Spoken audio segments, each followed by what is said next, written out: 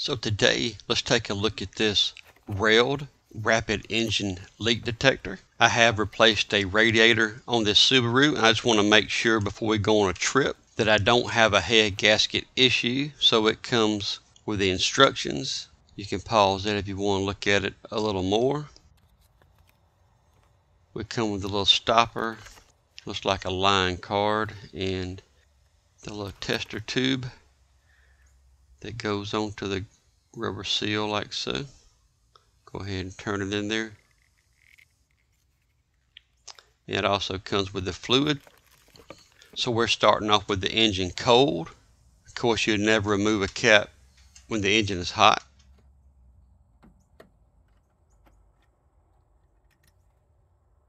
Just like it says there, never open when hot.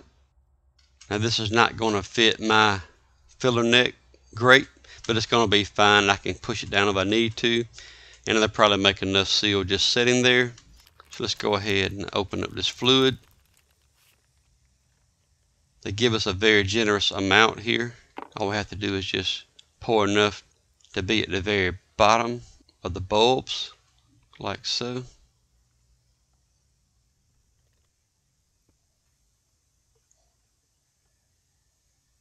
So we're hoping it don't turn yellow. That's the goal here. Going to go ahead and crank up.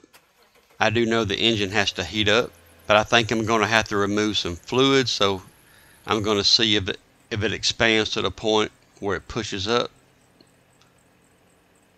And I'm already getting air flowing here. The instructions say that it doesn't take very long, but I do want to hold it on here for a while just to make sure that my fluid does not change color. And I can see that my coolant is expanding as the engine heats up. You see my coolant coming up and pushing into my tube here when I hold it and seal it.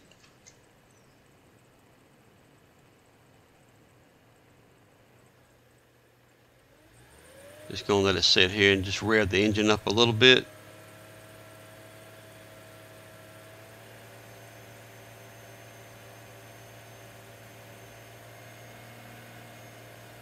I'll fast forward through some of this. Just want to show here, if you do have a good seal on your radiator and your fluid is up, so if I hold it tight, you see it forcing up. So I'm just breaking the seal so it doesn't do that. I may also show a video clip up here of intentionally making the coolant get into it, so you'll see the color change. And I think some people, when they say theirs turns green, I believe they may be letting their coolant get into their testing fluid. So as I have expanded here, I'm actually going to siphon some of my coolant out. So you can do that with like a turkey baster type little pump, or I just use a small piece of 1/4 inch line. I just siphon some of mine out. So I am up at engine operating temperature, and I do have a good bit of fluid movement. So at this point, I'm pretty happy that I haven't had any color change. So just for the sake of the video, as well as for my own peace of mind, I want to keep on with this test and just make sure for absolute certainty that I don't change any color in my testing fluid.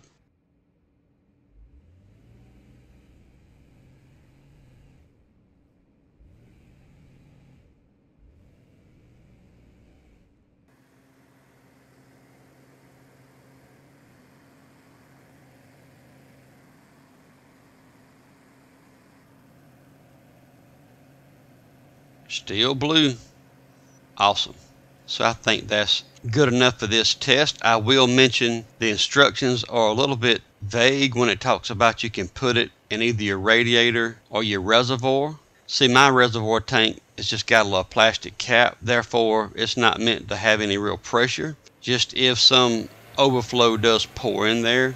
So I don't think this is appropriate to test for the head gasket, at least not in my vehicle. So I just wanted to show that at the end of the test while everything's at temperature. You can see in the instructions that it says you can connect to the opening of the compensator tank or the radiator. So mine's just a non-pressurized overflow tank, which I think most in the States are. There might be some overseas that does have a more pressurized, like expansion tank, but at least in my opinion, you correct me in the comments if you think I'm wrong, you shouldn't be using this in your overflow tank. It should definitely go into your radiator where your pressure is. And of course now I put this back on and it's hot, so you don't reopen this.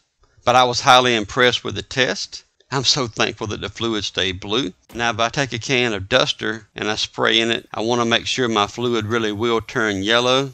And at this point, I realized I should have read the can, that I thought most of these can air cleaners were still CO2. If you can see here from this search I did online here, CO2 is not the common gas used for these dusters, that it's actually usually a refrigerant like 134A or 152A. So I guess I was just thinking that was a good source of CO2 to test it out, but when all else fails, you can just use your good old lungs. We'll see if CO2 turns it, and absolutely. So I do know my test fluid is good. It just feels good to know for a fact that even though I just ordered this fluid and it's brand new, I have heard stories of maybe some not stored correctly or in the right temperature, and the fluid gets where it actually will not turn color. So just wanted to share that is a very quick way to double check your fluid. So I really like this little RELD combustion leak detector. You're supposed to be able to do up to 50 tests with this one kit, so you really can't beat it for the money. So it worked really well for me. I hope you liked this video. If you found it helpful, please like, share, and subscribe. I'm going to have a link down in the video description for this kit, as well as many other tools and items that I find helpful on my workbench. And any of those links you click on are affiliate links, and it helps support the channel, and I greatly appreciate it. So thanks so much for watching, and God bless.